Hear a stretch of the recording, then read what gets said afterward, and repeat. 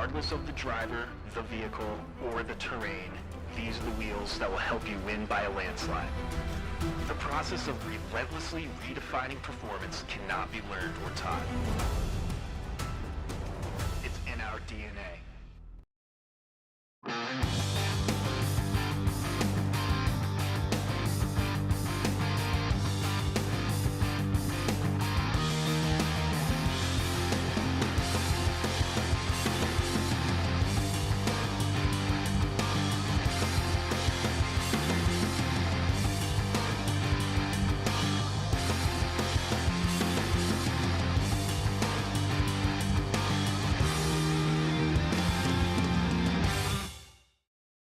Your winter savings start now at 4 Wheel Parts with deals on tires, wheels, and accessories for your rig.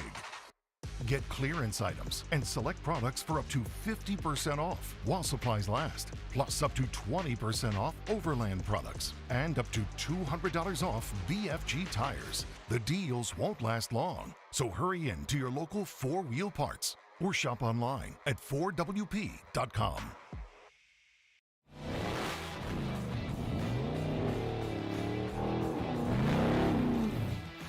Stacy Clark here, owner and general manager of Unlimited RV. As racers, we know how important time is.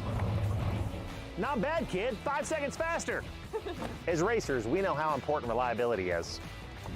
At Unlimited RV, we have lifetime warranty, so you know we've got you covered. At Unlimited RV, we offer nationwide free shipping, so you don't have to waste your time getting into the RV or motorhome for your next big adventure.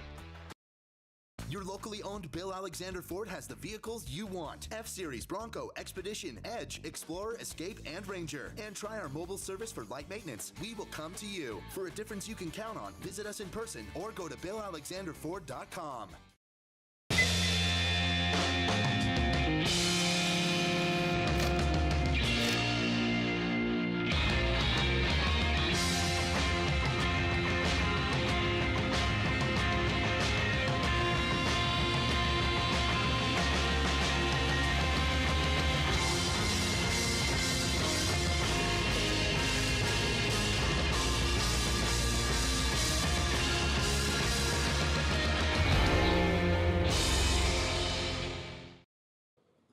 All right, you guys know what time it is. Everybody wake up out there. It is time for your next Fishgistics update here during the Baja 1000 2022 edition.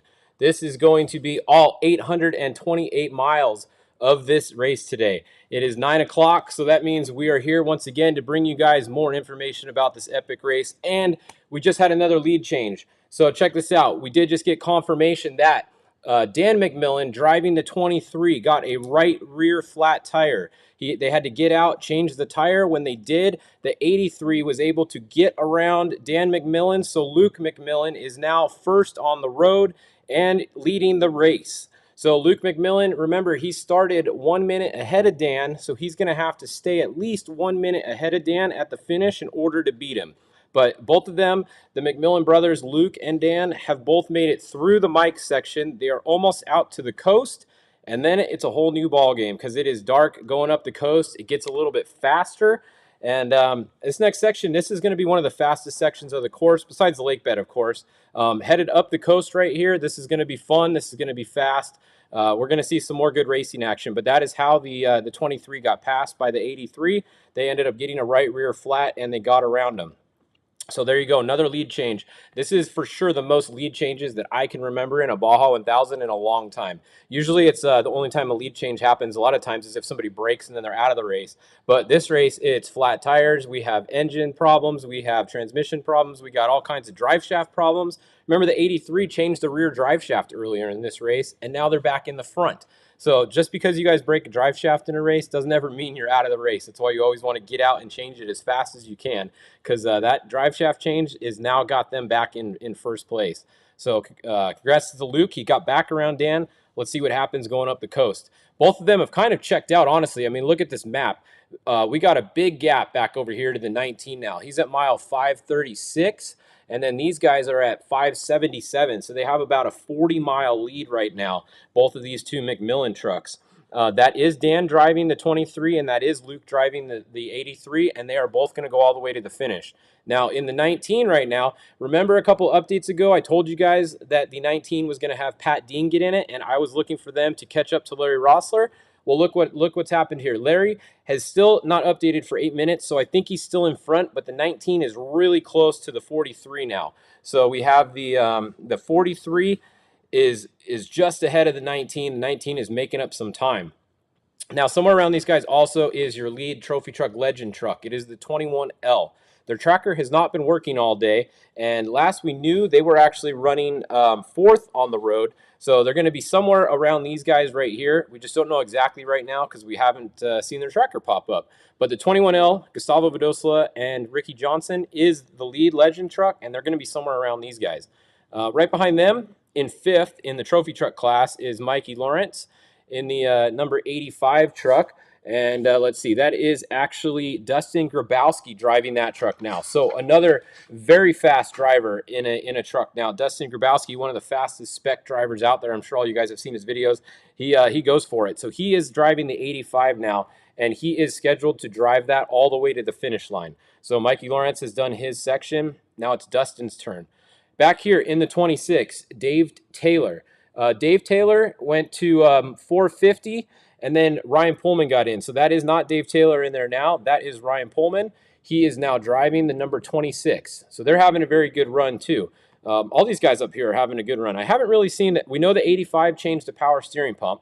So we know they have. I don't know if the 19 did anything, and I don't think the 43 did because I haven't seen either of those guys stop much today. If they did, maybe a tire, but I don't even know if I've seen them stop for that. So I think a clean run for the 19 and the 43. We know the 83 changed the drive shaft, and the 23 has had at least 3 or 4 flat tires, but been good other than that. 26, same thing. I think they've had a pretty good run so far. Behind them, we have one of King of the Hammers champions, Raul Gomez, getting his desert race on. They've been racing desert for a little while, so it's cool to see guys coming over from other sports and coming down to Baja and enjoying the Baja 1000. So we have Raul Gomez right at mile 90, or 500, sorry. Number 90 is right at mile 500. And then number 87, Dallas Luttrell, is going to be right behind him. That is Billy Gorky in there right now, and he is going to drive that over to mile 630, and then none other than Larry Ragland is going to hop in that thing at mile 630 and get the 87 to the finish line. And I guarantee you when Larry gets in there, that thing will get to the finish. So pretty cool to see them having a top 8 run or something like that. So pretty cool. 27, Jonathan Brenthal. This is their all-wheel drive Brenthal truck. They're having a pretty good run. It was Kyle Jurgensen drove that truck off the start. He drove to mile 274. And then Steve Hengefeld is actually in that truck now. So you guys all know that name from bike racing and Score back in the day, Steve Hengefeld. He is now driving the number 27 Jonathan Brenthal entry. So Steve Hengefeld is going to drive that all the way over to mile 520. And then Jonathan is going to get in, and Jonathan's going to drive from 520 to the finish. So that's basically up here at Rancho Melling is where they're going to do their driver change in the 27.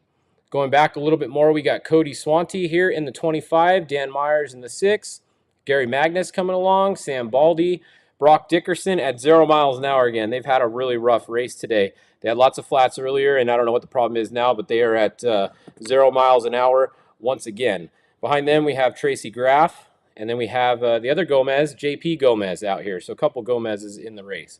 So that's a quick rundown of the trophy trucks in this race.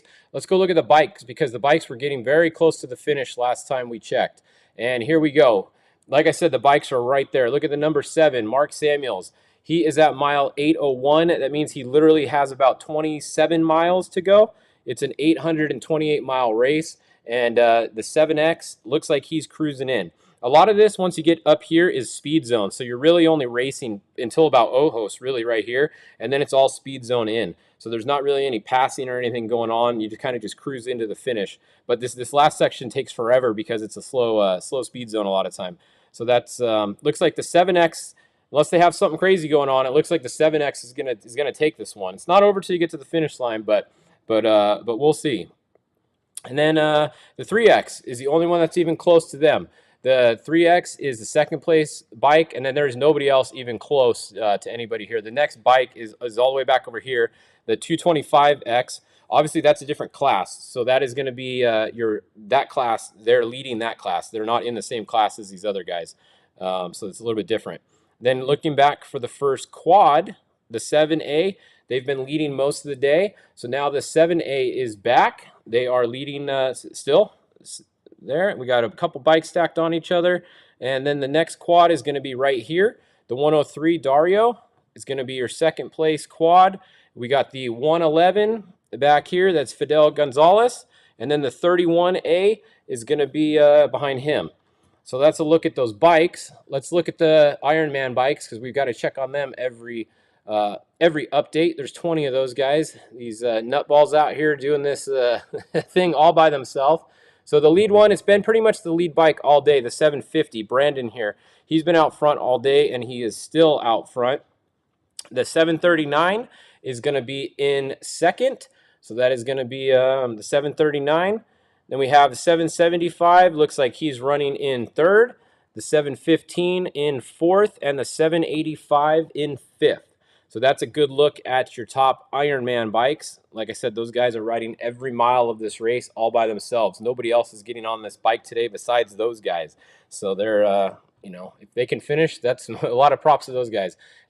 Some people do it as like a bucket list, and some guys are actually going to do it to race. You got some of the guys that are going fast, and some guys that just want to finish the race course to be able to say they finished the Baja 1000 all by themselves on a bike, which is pretty cool. I don't know exactly how many people can say that. Probably less than, I don't know, maybe 100 at the most, if even that many probably could say that.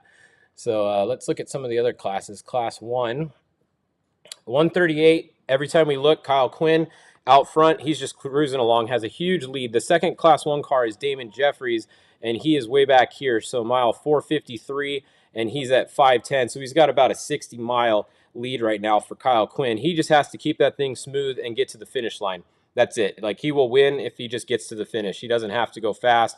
He has no pressure behind him at all. He's just got to cruise it into the finish. You cannot say the same thing about Class 10 because the 1022 cannot just cruise, because look at this. We have the 1087 right on him. You got the 1016 right there. And then you got the 1064 right here, Justin Buckley, the 1011, the 1062. You have all these 10 cars stacked up. This car, I think, is on the road. And Brucey, no, he's been going along. He's probably on the course. 1009, but literally, like, you can't have any better racing in Class 10 than this. Look at this. Almost halfway through the race, over halfway through the race, and all these guys are just stacked up within a few miles of each other. So pretty freaking awesome racing going on in Class 10 right there. Going back down a little bit more to 1600, we have Martin. He's been out front, still moving. And then it gets good again. Look at, we got the 1622, we have the 1616, and the 1666, all not too far behind him. So they got the little bit of a gap, the 1626, but he's still got a long ways to go. He's got about more than half the race to go. He's not even to mile 350 yet. So that is definitely he's got a little lead, but long way to go in the 1600 cars. Let's go look at the trophy truck spec class. We had some interesting things earlier. 204, Christopher Polvardi was your leader for a lot of the day. He is out. 219, Christian Serapis, Caden McCachran, they are out of the race. So those were two of the favorites right there. They're already out of the race, two of the top guys. Then we come all the way over here, and we can see that Pierce Herbst, the 264, he's been going good all day. So here's the driver lineup for that one. So we had Pierce Herbst started. He went to mile 380. And then we had James Dean get in, who's going to go to 680. So this right now is James Dean driving the 264. Now from 680, we got Riley Herbst, a NASCAR racer, who's going to get in. The other Herbst brother. We got lots of Herbsts all over the place at the Baja races like we always do. So the Riley Herbst is going to get in this car at mile 680, and he's going to take it to the finish at 680. So that's the driver lineup for the 264. Who's currently leading the spec truck class. Behind them, we have Justin Davis in the 233. And that is Justin Davis driving because he told me he is going to go to mile 630. And then his brother, Jeremy Davis, is going to get in from 630 and bring it to the finish. So that is Justin Davis driving. Behind him in the 238, we have, let's see, Kiger went to 360. Jason Coleman is in there right now. So we have Jason Coleman driving the 238. and he is going to go to 580. And then the other Jason McNeil, is going to jump in that car at 580, which is right over here at check 1 or check 2. Jason McNeil is going to jump in here. So we have new drivers going in each of these spec trucks before the finish. So we're going to get a fresh driver that hasn't driven yet in all of these trucks. So this is going to be a really good race between these top 3 all the way to the finish line, because we're going to have fresh drivers in these trucks. They're really going to push the trucks. Let's see if the trucks can hold up to the fresh drivers, because they're going to be driving it a lot harder than these guys are. So we have EJ Herbst is going to be 4th, and then the 244 is going to be next over here. 299, 266, 277, 236. You got a lot of specs back here. So it's stacking up behind him in the spec truck class, back a little ways at least. And then let's go and see what else do we have. Let's turn the spec trucks off. Let's go look at the leaders again one more time. All right, so what do we have here? We have Dan McMillan. It looks like, okay, so Dan has stopped at a pit stop. This is most likely a regular pit stop right here. Let's see how long Dan stays stopped, though, because he is at 0 miles an hour. That is right at check 2, right at Highway 1. So for sure he's in a pit there. We just don't know if this was a planned pit stop or not. Most likely he's just stopped to get some gas. And then the 83, we'll see how big of a lead the 83 gets. We'll see if the 23 gets going in a minute or not. But we're gonna keep an eye on this, because this might be a developing story right here. 83 is still moving, and the 23 hasn't come out of the pit quite yet. So we're gonna keep an eye on this and see what happens. I don't know if anybody out there in your comments, let us know. Was Dan supposed to stop here? I'm gonna try and get an update and find out if he was. We'll see. Might be a lead, or not a lead change, because the 83 already got around. So something going on at the front, we will keep an eye on. While we keep an eye on that, let's go look. We'll come back in a second. Don't worry. We will check again before we sign off. Let's go look at Class 11, because we got to check on those guys before we leave. Class 11, there's 7 of them. Let's hope they're still moving. And it looks like we have a couple south of San Felipe, 1 south of San Felipe. Okay, not moving. This isn't good right here. So that is most likely a pit, though, because look, if you zoom in, there's an access road right there. So chances are they're in a planned pit stop. Let's hope. The 1105 is stopped, but that is an access road in there. So it's probably a pit. The 1100 is moving, so they are coming. Behind them, the 1111 is moving, so good news there. Hopefully the 1105 gets moving again. The 1106 is stopped. That is going to be, once again, a pit right there at check 1. So we'll see if the 1106 gets going again. And let's see who else. We got 4 moving. Come back up. Okay, 1121 is moving, and the 1145 is not. All right, so I'm not liking the look of these back here too much. The 1145 is being stopped. That's a little questionable on the summit. That's a bad spot to be stopped right there on the summit. That is definitely not good.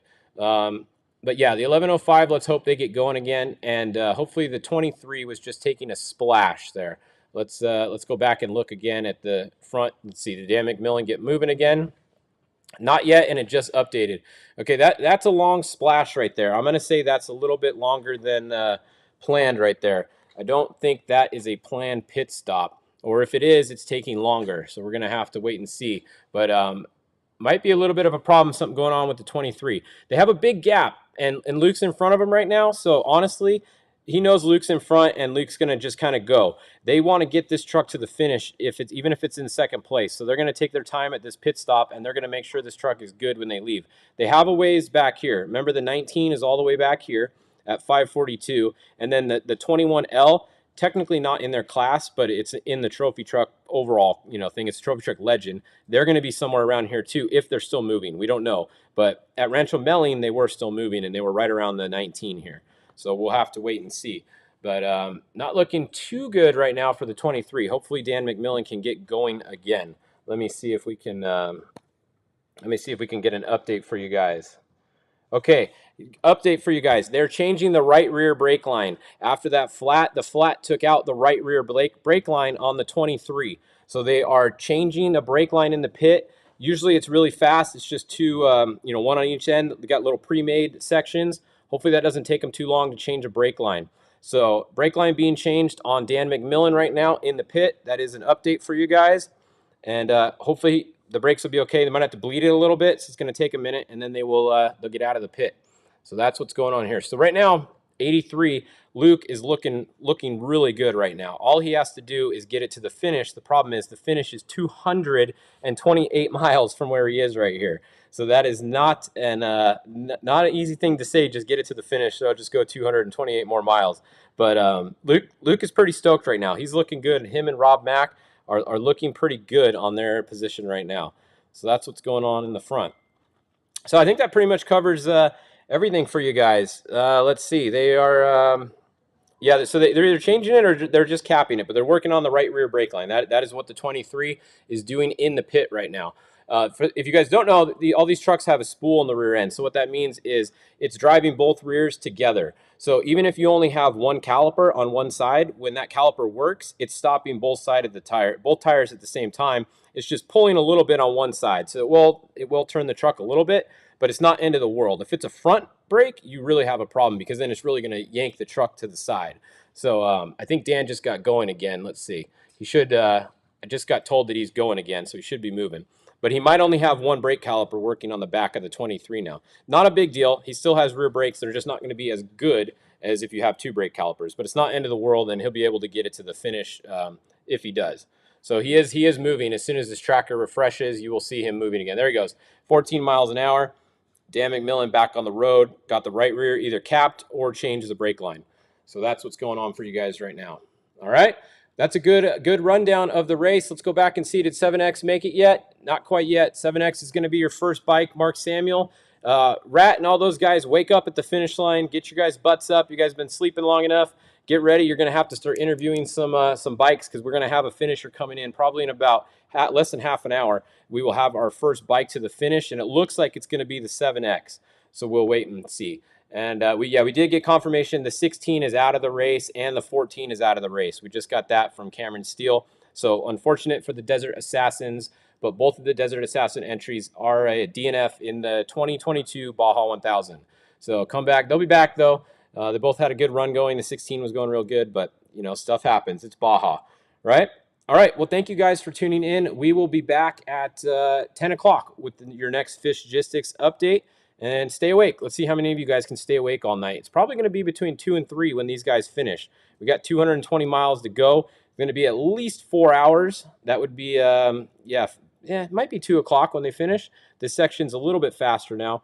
So we'll see. All right, you guys stay up. We'll be back at 10 o'clock with your next Fishgistics update.